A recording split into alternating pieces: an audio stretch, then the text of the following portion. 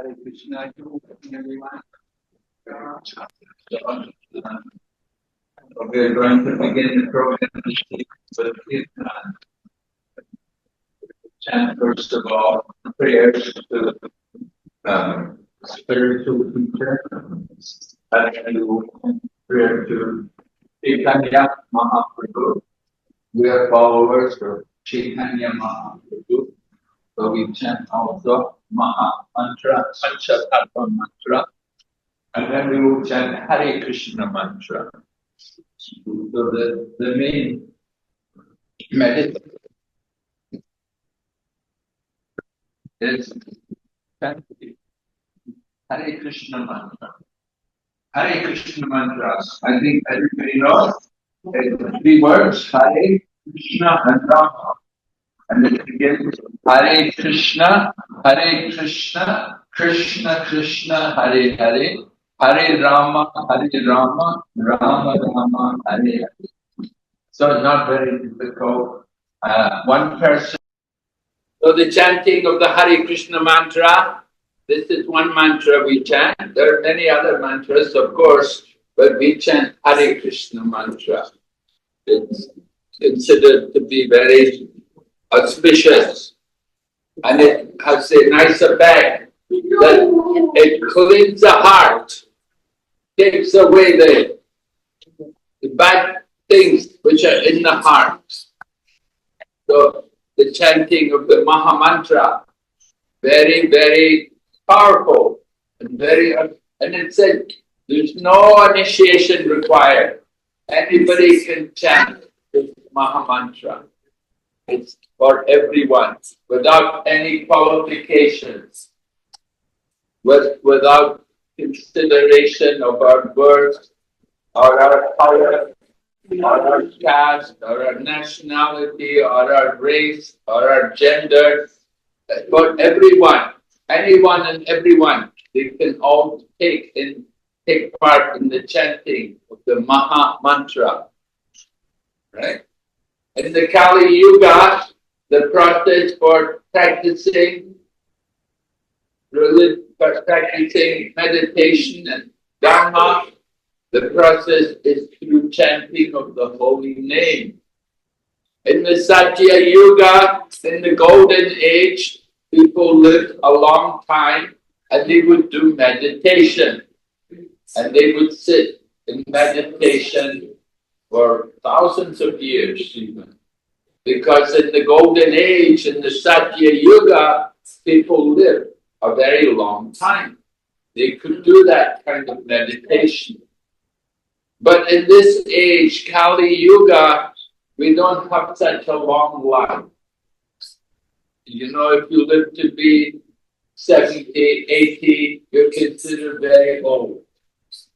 And if you live to be 100, you're really, really long life, right? Not too many people live to be 100. So, Kali Yuga, we have a short life. And another problem in the Kali Yuga also, we're lazy. We're not very austere, and we're not very renounced. So it's difficult for us to do anything very, very austere, which requires a lot of mental control and a lot of determination. But chanting the Maha Mantra, chanting Hare Krishna Mantra is very easy. And it can be done anytime, any place. Some mantras, you have to chant at the proper time, in the proper place, and you have to be purified. But chanting the Maha Mantra can be done anytime, without consideration. Whether we're purified or not purified, it doesn't matter. If we chant the Maha Mantra has the effect that it purifies us. So this chanting of the Maha Mantra, it is called the Yuga Dharma. Dharma means the process for awakening our self to our awakening realization of ourselves. And the process in this Kali Yuga is by chanting the holy name. Though there are many names by which we can chant. It's like some people, they like to chant the names of Lord Vishnu. There's even a stotra called the Vishnu Sahasranam. Vishnu Sahasranam means the 1,000 names of Lord Vishnu. So some people like to chant Vishnu Sahasranam. It's very nice also. It's very purifying. But it said 1,000 names of Vishnu is equal to one time chanting the holy name of Lord Rama. Lord Rama, his name is very powerful. Lord Shiva actually told his wife, Parvati, like that. He told his wife, you don't need to chant all the names of Vishnu. Just chant the holy name of Lord Rama. So Lord Shiva understood the power of the holy name, and he told his good wife Parvati to chant the name of Lord Rama. And even more powerful than the name of Lord Rama is the name of Lord Krishna. It is said in the Shastra that 3 names of Lord Rama is equal to 1 name of Krishna. So therefore, 3,000 names of Vishnu is equal to 1 name of Krishna. The name of Krishna is very powerful, you can see. And the effects of chanting the holy name described by Chaitanya Mahaprabhu in his prayer, the Shikshastika. And he says that it cleans the heart of all the dirt accumulated. Chaito Darpana Marjanam. Our heart is like a mirror, and the mirror reflects everything. But mirror also becomes dirty, gets a lot of dust. So the same way our heart becomes contaminated with things like lust and anger and greed and envy. So these things, they have to be removed. And they can be removed through the chanting of the holy name. The chanting of the holy name is so powerful that it cleanses the heart. Right? We take a bath, we can clean the body. But to clean the heart, we have to have a very special, subtle science. And this is the power of the mantra. Man means a mind, and tra means to free. So mantra is the sound vibration by which we can control the mind and purify the mind. So chanting the Maha Mantra, very, very special.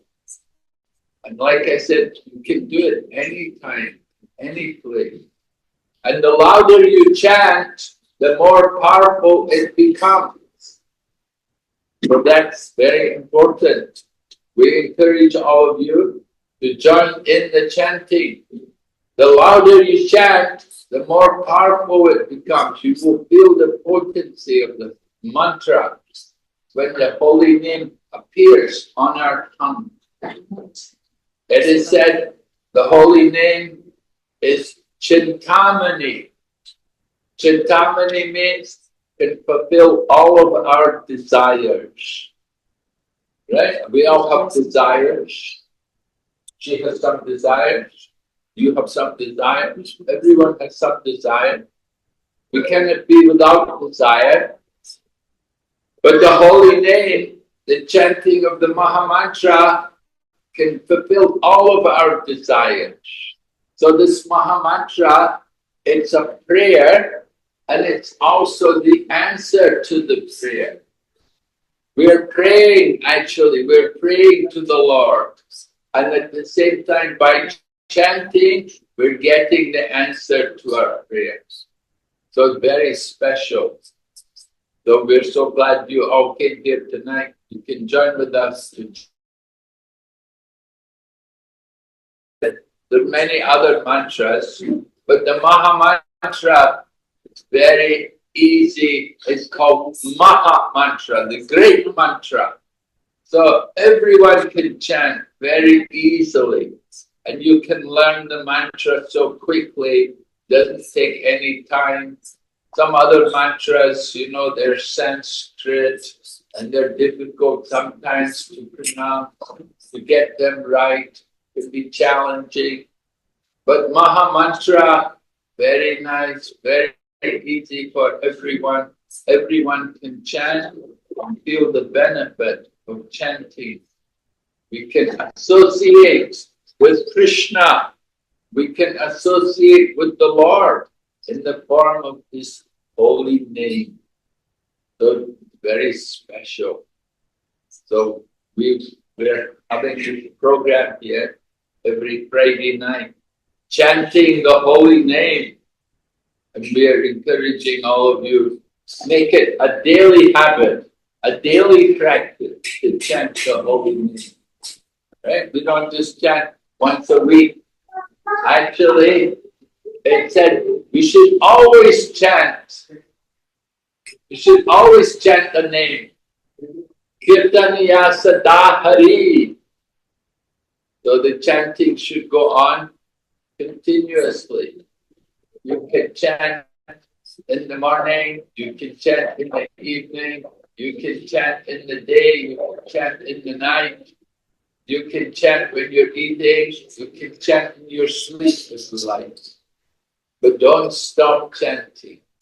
And the more you chant, the more you'll feel the power of the holy name. You'll feel the awakening of the soul. The soul, our soul is covered with the ignorance. But the chanting will remove that covering and awaken our soul. The nature of the soul is Satchit Ananda, eternal, full of knowledge and bliss. The nature of our body is not like that. So when we chant the Maha Mantra, our spiritual consciousness will awaken and we can feel the pleasure of the holy name. So we're going to chant some more tonight, right? Before we...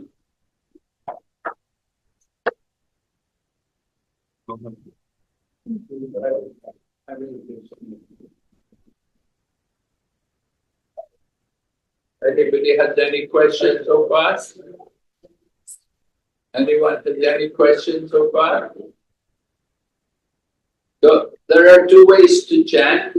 One way is kirtan, where we are playing the instrument. You can see we have mridanga, we have harmonium, kartal. So people together, we chant. Another way to chant is japa, on the beat. We have our beats, and we chant on our beats every day. So both programs are good. Kirtan, good in the association of other people, and japa is when you're on your own, chanting, japa. And we do a chanting on the beats every day. We have a regulated amount of chanting which we do. It's very nice to chant the holy name. Wake up in the morning and take your beats and chant. Chant, go to a temple room or just sit silently. You can sit or you can move around, you can walk, you can chant in any kind of situation.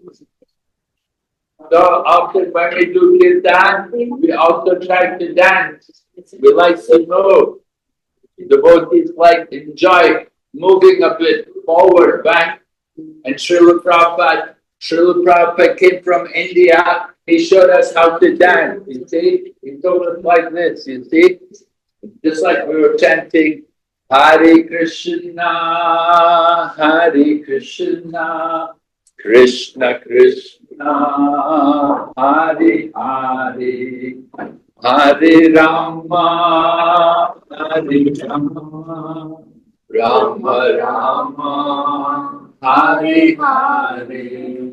So we do like that. And then you can also variation, but sometimes we go forward. Hare Krishna, Hare Krishna, Krishna Krishna, Hare Hare, Hare Rama, Hare Rama, Rama Rama, Hare Hare. Like this, it's nice to be able to move, you get the motion, you get into the mantra, enter into the mantra. It's like an ocean. And you know, we're like in the shore. We're just putting our toes into the water, feeling the temperature. We want to go in, dive deep into the ocean of the holy name and taste the nectar of the holy name. You want to feel that the nectar which is there in the holy name. And so the more we immerse in it by chanting, dancing, then the more we forget the miseries of the material world. Material world is only problems, so many anxieties, so much stress and tension. But when you chant the holy name, then you awaken your spiritual being. Your spiritual self awakens, and you can feel joyful. So this is the benefit of chanting Hare Krishna. I don't know how many people understand English. Are you okay? Are you okay in English? It's okay. Anyone need a French translation? Mataji is translating. So chanting the holy name. This is Kali Yuga Dharma. Hari Nam Sankirtan. Sankirtan. Coming together, chanting the holy name.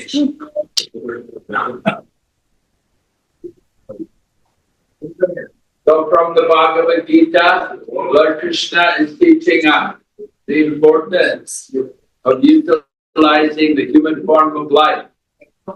Now we have the human form of life. See, there's no animals here tonight. All humans of power. Human life, very special. Human life is an opportunity to inquire into the absolute truth. Vedanta Sutra begins, Atato Brahma Jignasa. Atato, now you have to understand Brahma Jignasa. You have to understand what is the difference between matter and spirit. There is material energy and there is also spiritual energy. In Bhagavad Gita, Lord Krishna describes material energy. Bhumerapo nalo vayu kammano budere vacha ahankarai tiyame inaprakriterashtada. Earth, water, fire, air, ether, mind, intelligence, and ego. All together, these 8 comprise my separated material energy. So the material energy is made up of these things. Just like our material bodies. We have a material body. There's the gross body and there's also the subtle body. So the gross body, you can see, you can touch it, you can feel it. The skin, the bones, the hair, the flesh, there's all so many things there in the material body. But there's also subtle body. Subtle body, you can't see it, but it's there. We all have a mind. We have intelligence. We have ego. This is the subtle body.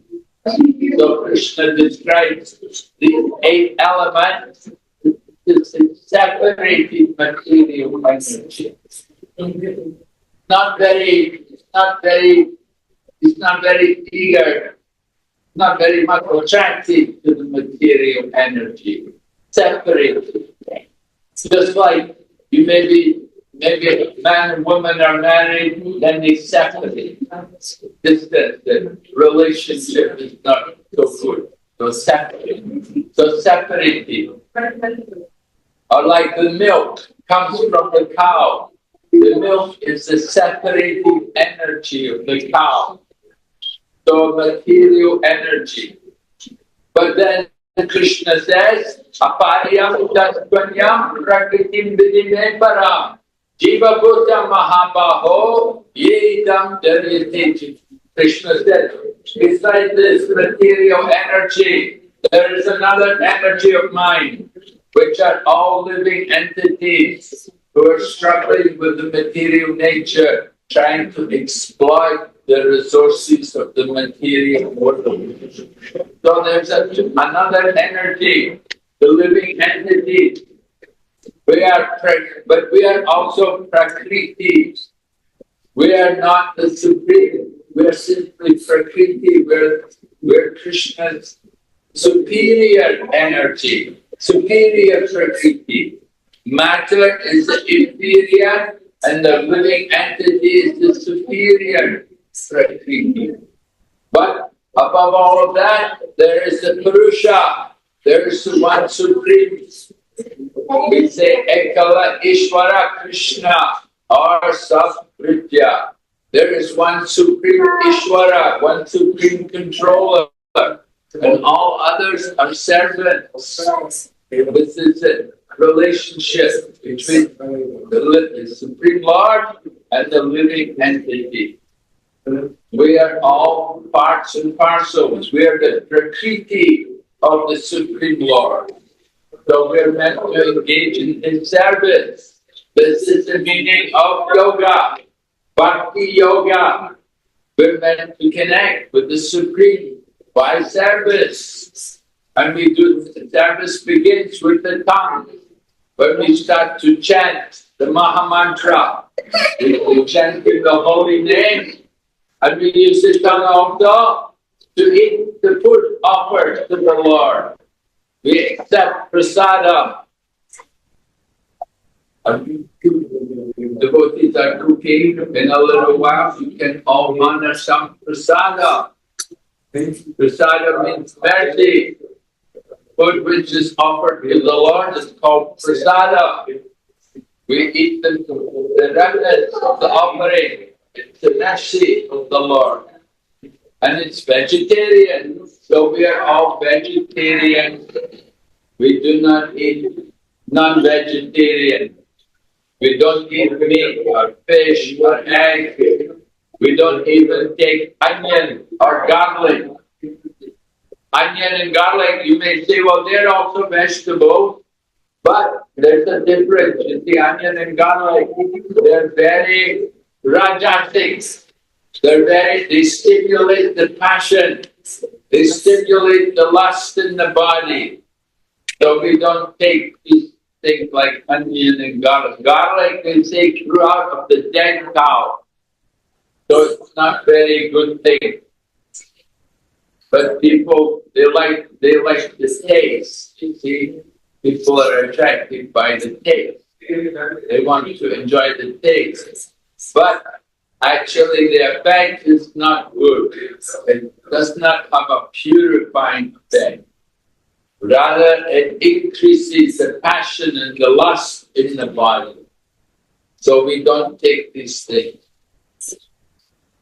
But we do take milk. So some people may be vegan. Nowadays, there's a popular movement. Some people, they are vegan. They don't take any animal products. So they don't take any milk or ghee. They don't even take honey. But we can offer these things to Krishna. Of course, we do agree with the Vedic. Now they're saying the problem is people are abusing the animal. The cow, for example, when the cow does not give milk, then the materialistic people, nasty people want to kill the cow. But that is very bad.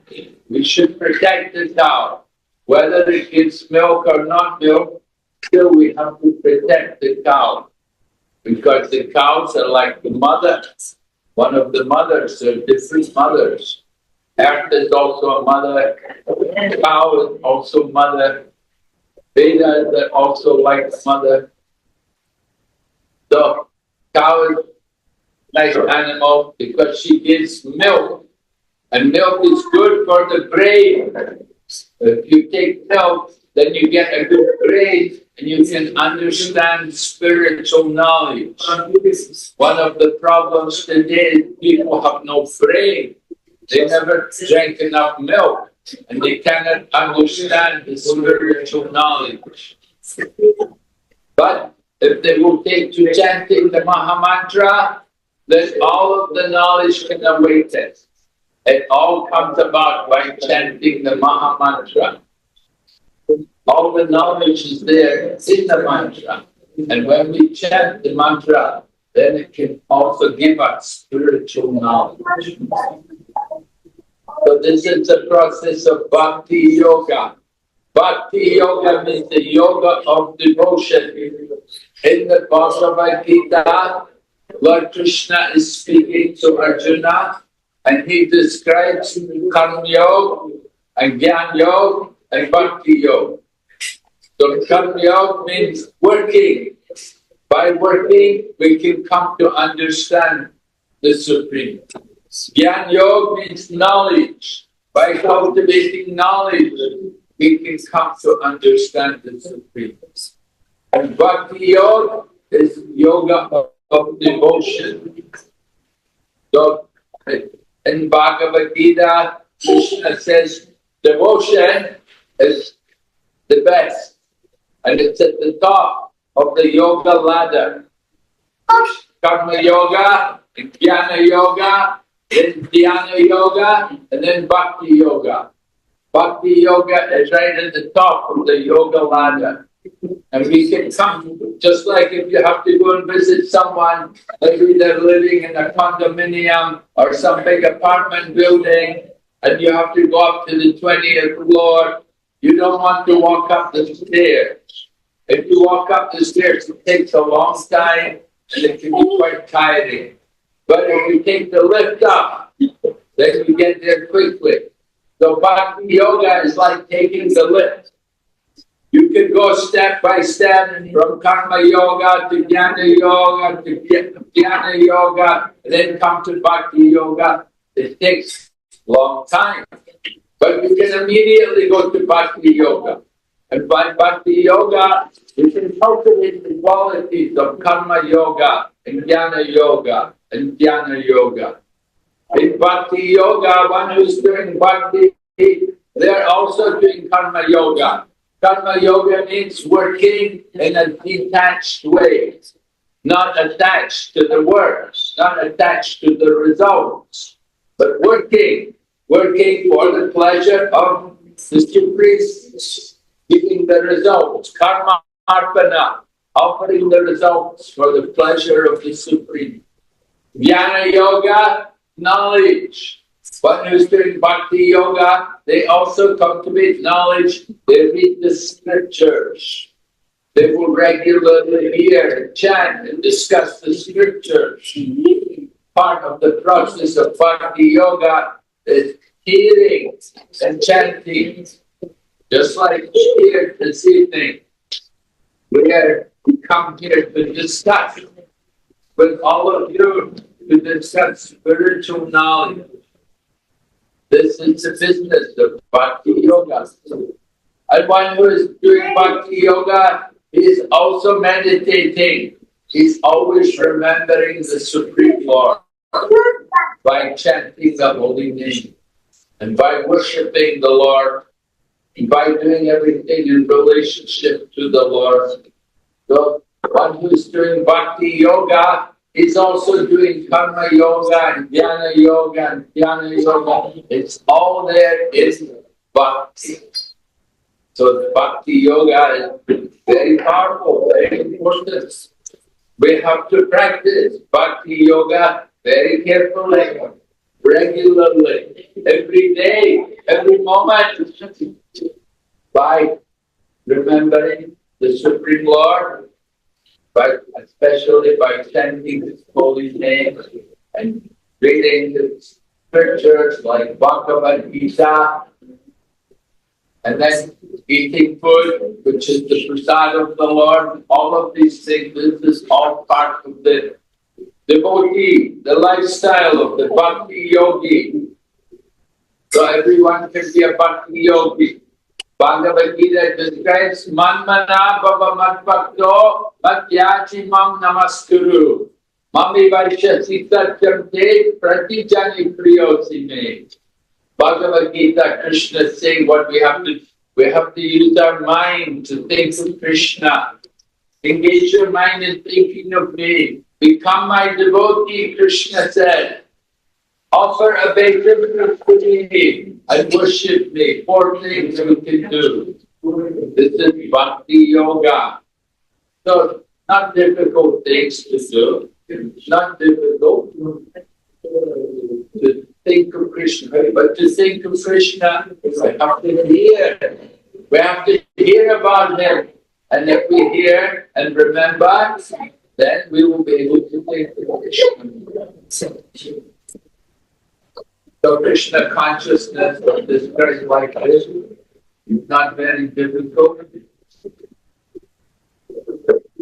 So we are encouraging all of you, you can practice in your own home. You can practice wherever you are, whatever place you like. You can go to temples, anywhere, any time of the day. You can become a devotee, you can chant. You don't have Bhagavad Gita, you can get the Bhagavad Gita. We have copies of Bhagavad Gita in English and in French, German. We have many different languages. Bhagavad Gita is clear. Very important to read regularly Bhagavad Gita and to chant the holy name. These 2 things will keep you in spiritual life. Chanting the holy name and reading the Bhagavad Gita. Does everyone have a copy of Bhagavad Gita? Yes. You have Bhagavad Gita? Yes? Bhagavad Gita? Yes? Okay. Any question, anyone?